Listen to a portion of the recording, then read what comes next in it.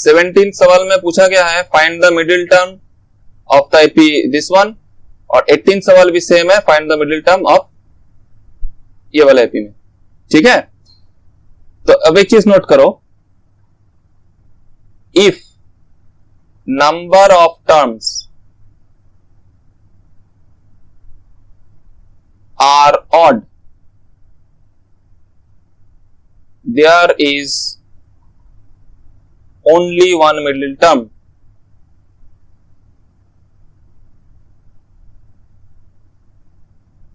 अगर सीरीज में number of terms ही अगर ऑड हो जाए तो वहां पर बस एक ही मिडिल टर्म होगा, which is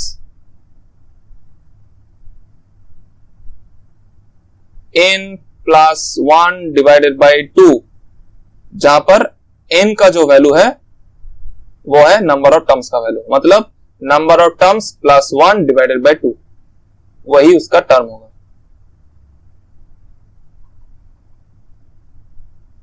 ठीक है, और इसका वैल्यू तो फाइंड आउट कर ही सकते हैं।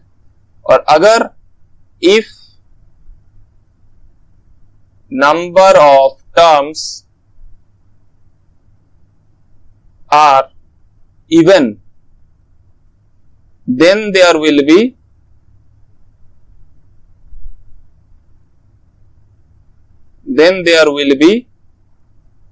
two middle terms.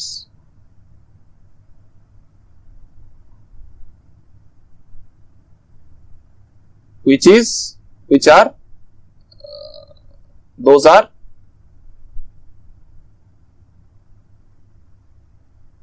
n by 2th term and n by 2 plus 1th term, मतलब दो कॉन्सिक्यूटिव टर्म निकालना पड़ेगा।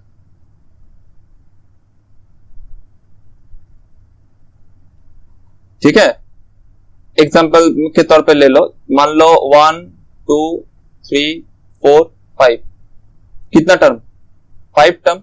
अब आसानी से बोल सकते हो कि ये वाला मिडिल टर्म है, बस एक ही मिडिल टर्म है। और देखो कितना टर्म है?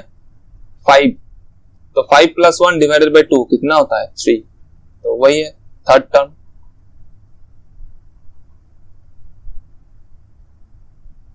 अब मान लो एक सवाल में दिया हुआ है ऐसे 2 4 6 8 10 12, कितना टर्म है? 1 2 3 4 5 6, 6 टर्म है। तो मिडिल टर्म कौन सा होगा? क्या बोल सकोगे कि बीच वाले में होगा कहीं? नहीं, टर्म चाहिए, तो इसलिए यहां पर इस टर्म को लिया जाएगा और इस टर्म को लिया जाएगा, 2 मिडिल टर्म्स। ठीक है, और फॉर्मूला देखो 1 2 3 4 5 6, 6 टर्म्स है, डिवाइडेड बाय 2 कर दो तो थर्ड टर्म और फोर्थ टर्म। तो इसका कॉन्सेप्ट समझ में आया? चलो, वैल्यू निकालना तो बहुत ही आसान होता है। चलो सॉल्यूशन, मिडिल टर्म, चलो ए है 17 का सॉल्यूशन कर रहा हूं, ए है 6, डी है कॉमन डिफरेंस 13 माइनस 6, कितना होगा? 7। ठीक है, तो नंबर ऑफ टर्म्स 216, फिर से वही वाली बात, 216 माइनस 6 कितना होता है? 210, कॉमन डिफरेंस कितना है? समझ में नहीं आया? फिर से अब देखो नंबर ऑफ टर्म्स कैसा है, नंबर ऑफ टर्म्स कैसे निकालेंगे? Is equal to 216 minus 6 first term divided by common difference 7, और इसके साथ बाद में क्या करना होता है? प्लस 1, क्योंकि n माइनस 1 का वैल्यू होता है ये वाला। ठीक, याद है? चलो, तो ये 210 डिवाइडेड बाय 7 प्लस 1, मतलब कितना टर्म्स होगा? 30 प्लस 1 31 टर्म्स। तो 31 टर्म्स होने का मतलब therefore middle term is equal to कौन सा होगा? 31 plus 1 divided by 2th term equal to 32 by 2 means 16th term. तो 16 T16 का वैल्यू चाहिए। T16 is equal to 6 plus 15 multiplied by 7 याद है, a plus 15d it is equal to 6 plus 15 7 means 105, कुल मिला के आंसर है 111। समझ में आया? चलो नंबर 18 का सवाल सेम तरह से करेंगे।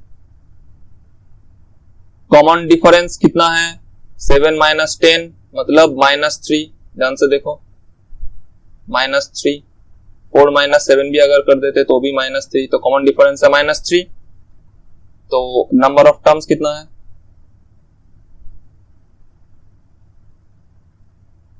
Last term minus first term divided by common difference plus 1, इतना नंबर ऑफ टर्म्स है।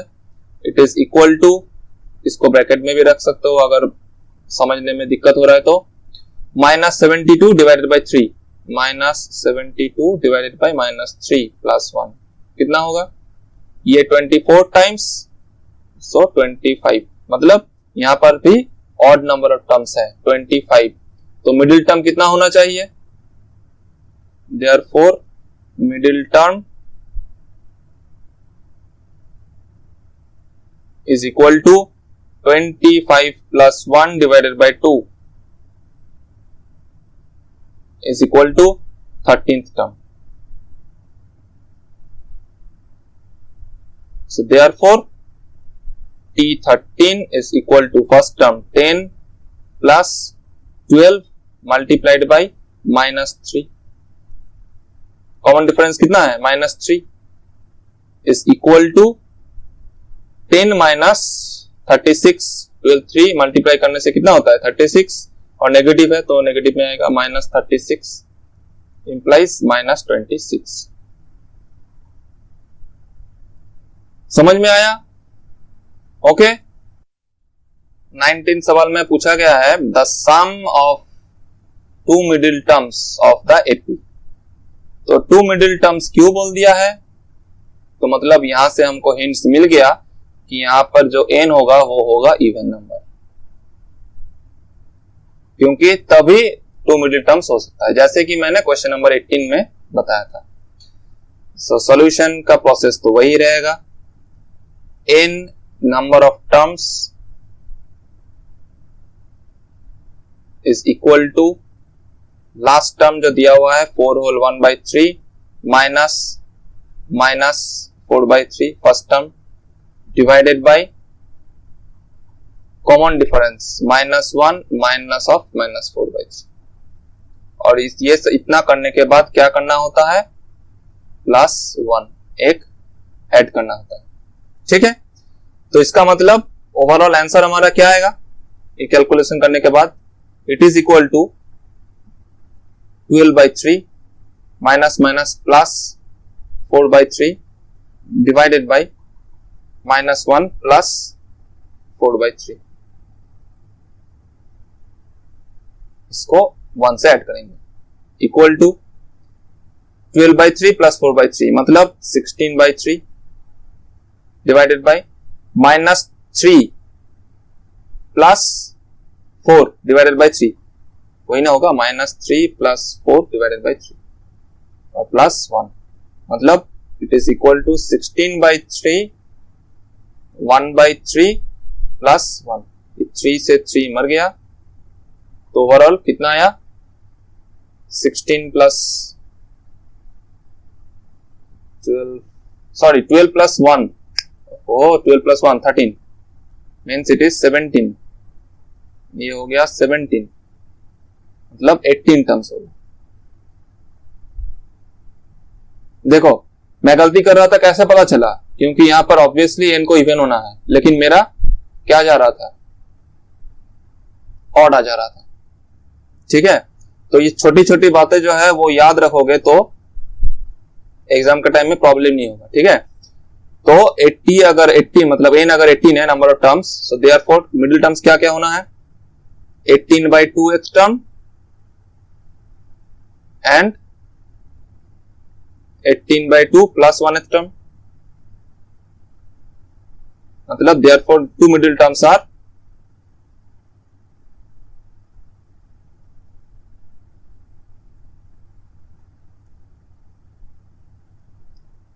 T9 and T10।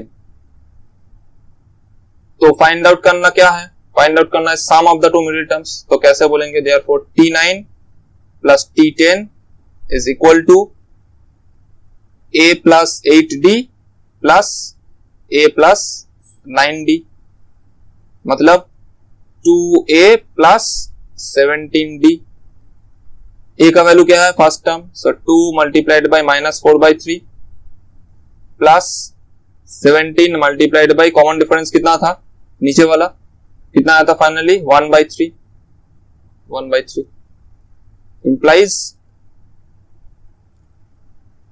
-8/3 प्लस 17/3, कुल मिला के कितना 9/3 इंप्लाइज 3। ठीक है, तो सम कितना आया 3। अंडरस्टूड है, यहां पर बस कुछ नहीं, 4 होल 1/3 था, तो 4 होल 1/3 को मैंने 12 मल्टीप्लाई 3 करने के बाद, सॉरी 4 मल्टीप्लाई बाई 3 करने के बाद 1 ऐड करना भूल गया था। लेकिन गलती इसलिए नहीं हुआ क्योंकि कॉन्सेप्ट सही था। यहां पर 2 मिडिल टर्म्स पूछा गया, मतलब n का वैल्यू इवन ही होना था, लेकिन मेरा आखिर में देखो यहां पर 16 हो जा रहा था। तो 16 होने से अगर टर्म बन जाता 17 तो मतलब ऑड नंबर ऑफ टर्म्स, लेकिन सवाल में पूछा गया 2 टर्म्स। समझ में आया? ओके। क्वेश्चन नंबर 20 तो एकदम सीधा सवाल है, find the 8th term from the end of the AP. ठीक है, तो कौन सा फॉर्मूला यूज करेंगे, ln मतलब nth term from the last is equal to l minus that is last term minus n-1 multiplied by d। ठीक है, एकदम आसान सवाल है। तो 8th term from the and पूछा है, तो मतलब L8 is equal to last term है 184 minus 8 minus 1 multiplied by common difference second term minus first term equal to 184 minus 7 multiplied by 3 equal to 184 minus 21 is equal to 163। To the point सवाल था, आसान तरीका था। Okay, 21 का सवाल भी 20 की तरह ही है, एकदम टू द पॉइंट सवाल। 6th term from the and पूछा गया है, एपी गिवन है, तो क्या करेंगे, L6 is equal to last term minus 40 minus n-1 minus 6 minus 1 multiplied by d मतलब second term minus first term equal to minus 40 minus 6 minus 1 मतलब 5 multiplied by minus 3 equal to minus 40 plus 15 it is equals to minus 25। ठीक है, देखो question number 22 में पूछा गया है, is 184 a term of the AP 3, 7, 11, 15। तो जैसे कि मैंने पहले ही बताया हुआ है कि n should be any natural number, n should be any natural number, natural number के सिवा और कुछ नहीं हो सकता। ठीक है, तो अगर यहां पर कोई नेगेटिव नंबर या फ्रैक्शन या डेसिमल नंबर आ जाता है तो हम बोलेंगे कि ये टर्म नहीं। तो चलो देखेंगे कि कैसे करना होता है। 184 को पहले तो हम मान लेंगे Tn और इसको एक्सप्रेस कर देंगे a plus n-1 multiplied by d। So 3 plus n-1 multiplied by d, यहां पर d क्या होगा, second term minus first term. ठीक है, implies 184 is equal to 3 plus 4n minus 4 implies 184 minus 3 plus 4 is equal to 4n। तो calculation करने के बाद 4n इज इक्वल टू कितना हो रहा है, 184 प्लस 4 188 माइनस 3 185। अब देखो ध्यान से, n is equal to 185 divided by 4 divisible है, नहीं है। कैसा आ रहा है आंसर, 4 6 1/4। ठीक है, 16 25 6 कैरी 1 4। ठीक है, फ्रैक्शन में है। So therefore n is not a in, so therefore n is not a natural number.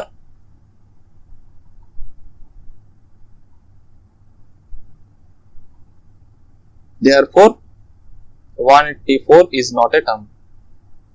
समझ में आया?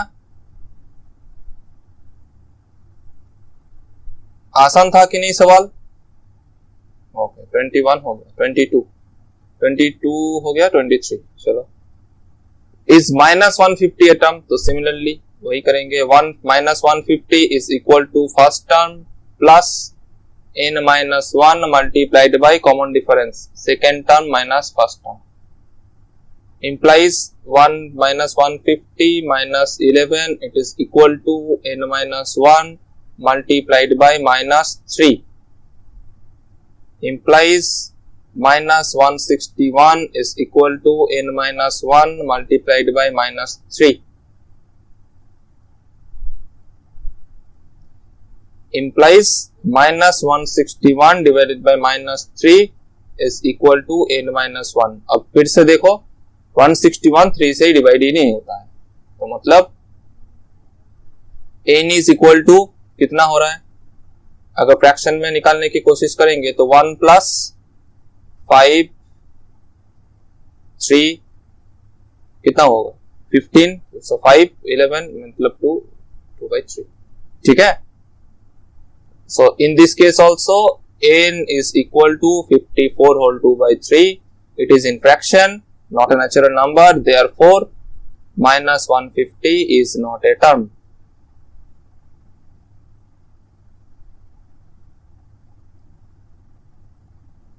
Understood? Okay.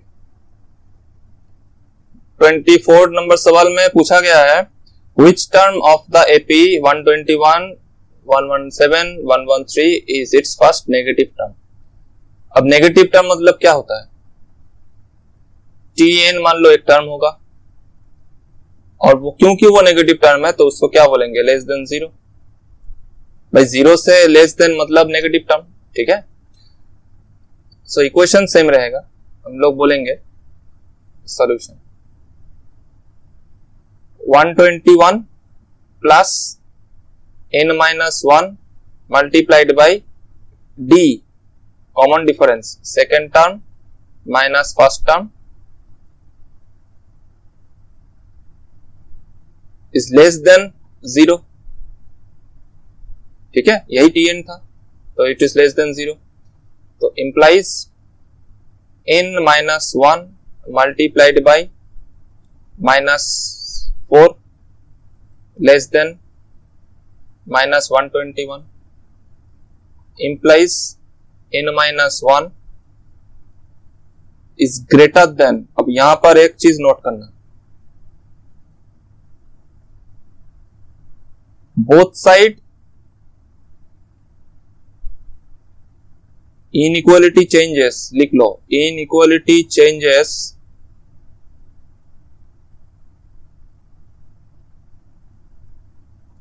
when multiplication or division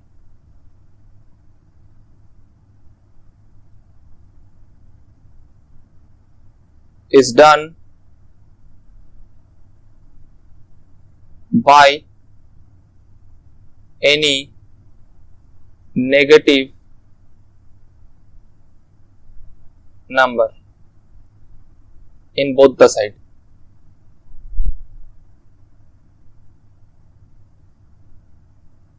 मतलब अगर लेफ्ट हैंड साइड और राइट हैंड साइड दोनों साइड में कोई नेगेटिव नंबर से या तो मल्टीप्लिकेशन हो या तो डिवीजन हो तो इनइक्वालिटी चेंज हो जाता है, क्योंकि मतलब यहां पर देखो लेस देन था, यहां पर वो बन जाएगा ग्रेटर देन. समझ में आया? अगर नहीं आ रहा है तो ध्यान से देखो. -2 लेस देन 2 होता है, हाँ या ना? चलो नंबर ही चेंज कर देता हूं, मान लो ये 4 है.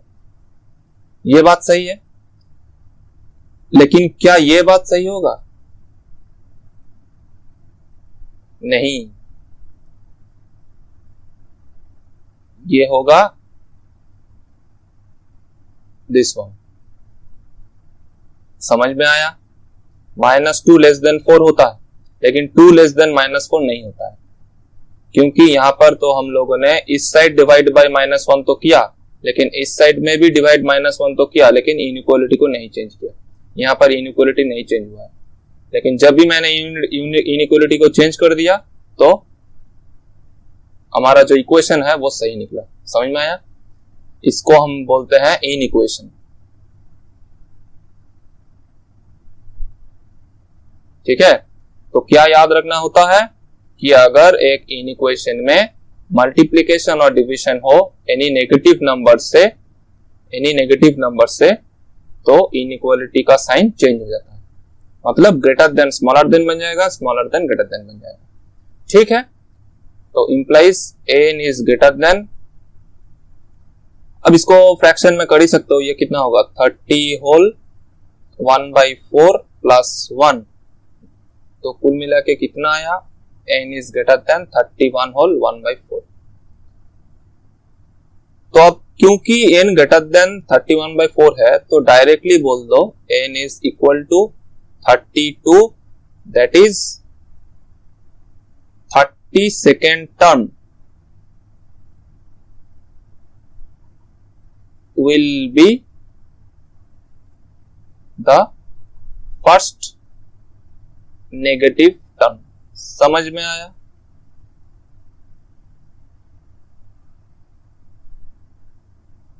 अब मान लो यहां पर वैल्यू पूछ लेता, तो कैसे निकालते, और इसी तरह से चेक भी कर लेंगे। ठीक है, चलो T32 it is equal to A means 121 plus 32 minus 1 that is n minus 1 multiplied by common difference कितना था -4। चलो चेक कर लो, 121 माइनस, सॉरी ये प्लस ही रहने दो इसको फिलहाल, 31 multiplied by -4 implies 121 minus 124 equal to -3। देखो नेगेटिव है, जस्ट इसके पहले वाले टर्म में क्या होना है 1, क्योंकि कॉमन डिफरेंस -4 है, तो -3 आने का पहले वाला टर्म क्या होना है 1, पॉजिटिव 1। ओके, चलो अब 25th सवाल में 20 है फर्स्ट टर्म, कॉमन डिफरेंस है -3/4। ठीक है, चलो 25th सवाल को कर लेंगे। 25th सवाल में a इज इक्वल टू, जो हमारा फर्स्ट टर्म है वो है 20, d हमारे पास जो होगा वो होगा कॉमन डिफरेंस मतलब second term minus first term, तो 19 होल 1/4 माइनस 20। ठीक है, और क्योंकि यहां पर फर्स्ट नेगेटिव टर्म ही पूछा है तो tn less than 0, tn is less than 0। ठीक है, इसी इक्वेशन में वैल्यू पुट करेंगे, तो 20 plus n minus 1 multiplied by common difference यहां से निकाल लो कितना होता है 19 whole 1/4 minus 20 is less than 0 implies n minus 1 multiplied by, देखो 20 से 19 घटाओ 1 और उससे फिर से 1/4 घटाओ तो कितना होता है -3/4। It is less than -20 implies n minus 1 is greater than होगा कि less than, obviously greater than, -20 multiplied by 4 divided by 3 implies n is greater than, यहां पर कितना हो रहा है, ये तो माइनस था, माइनस माइनस कैंसल्ड है, अच्छा 80/4 80/3 प्लस 1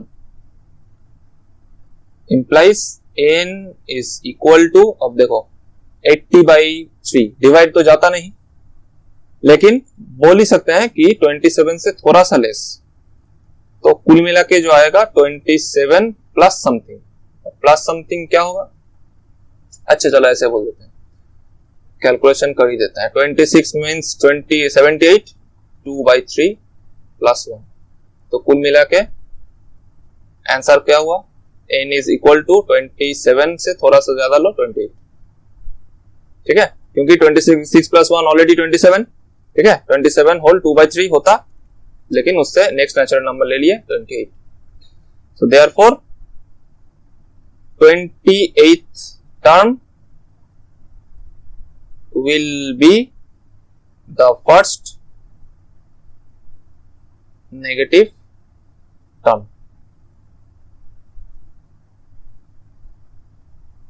अब मान लो इसका भी वैल्यू निकालने के लिए दे दे तो T28 is equal to first term 20 plus 27 multiplied by D, और D क्या था हमारे पास -3/4, ठीक है, तो T28 कितना निकलता,